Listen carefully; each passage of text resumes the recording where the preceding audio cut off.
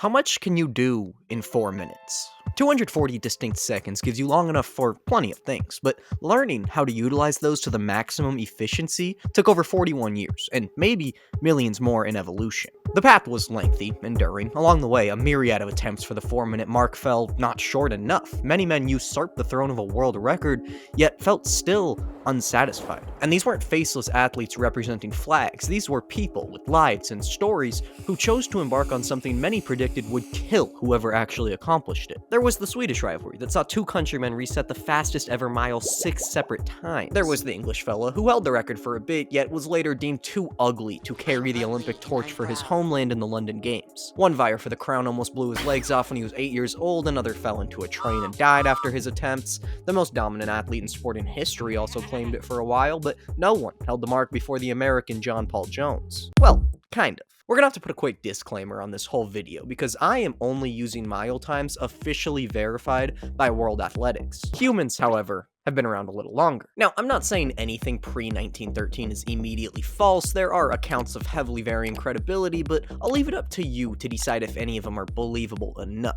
And while I don't want to spend too long this far back in time, I'll give you guys at least one of those legends from the pre-official era. But before you can meet my good ancient friend, you have to try and pronounce his name. Kutoi Kutulele Hulashar had as good a reason as anyone ever has for a solid nickname.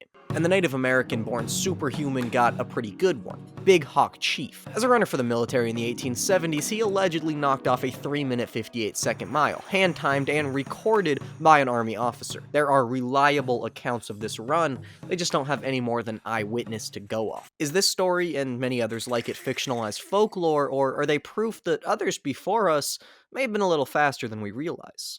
Oh boy, we're gonna have to make up some time. First, what is a 4-minute mile? To put it simply, this is the beautifully perfect synchronicity of pure human achievement. 4 quarter miles, 1 per 60 seconds at a smooth 15 mile per hour pace, finished at 4.00 minutes. Like God himself established it as our limit. Now, when John Paul Jones clocked the very first official world record time, there existed virtually no discussion of a 4-minute mile. Then the flying Finn Pavlo Nurmi had his name on top, not a shocking fact, considering he at least once claimed every single record from the distances of 1,500 to 10,000 meters. But over the next 2 decades, as man shaved second after second off its physical limits, worldwide attention slowly ramped up. Despite the positive trending, a lot of people debated if we would ever reach the 4-minute mile. Former runners themselves doubted it. Doctors and scientists chimed in saying it was beyond the physical limit of humans. This is, however, a bit over-exaggerated, as most agreed the day was coming and hyped it up with anticipation. The Swedish descent on the mark made it seem inevitable. Not only did Haag and Anderson end their duel leaving just over a second left to trim off, but the two inspired others to try for sub-4. With media attention at its peak, arguably the highest it's ever been for the sport, the lights dimmed on 3 different runners, seen with the greatest potential and physical timing to do it. The men became icons of their nations, famous overnight,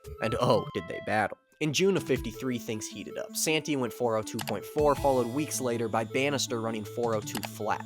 Near the end of the year, Landy clocked that exact same time. But in '54, it happened. After working a morning shift as a trainee doctor, Sir Roger Bannister ran a 3-minute 50 who the hell cares second mile. He broke a mark now uttered in the same breath as the moon landing or scaling Everest, proving the world wrong. And remarkably, 46 days after that, John Landy broke the coveted barrier. The next year, 3 more people dipped into the 3s, then 5 more the next year, and 7 more the year after that.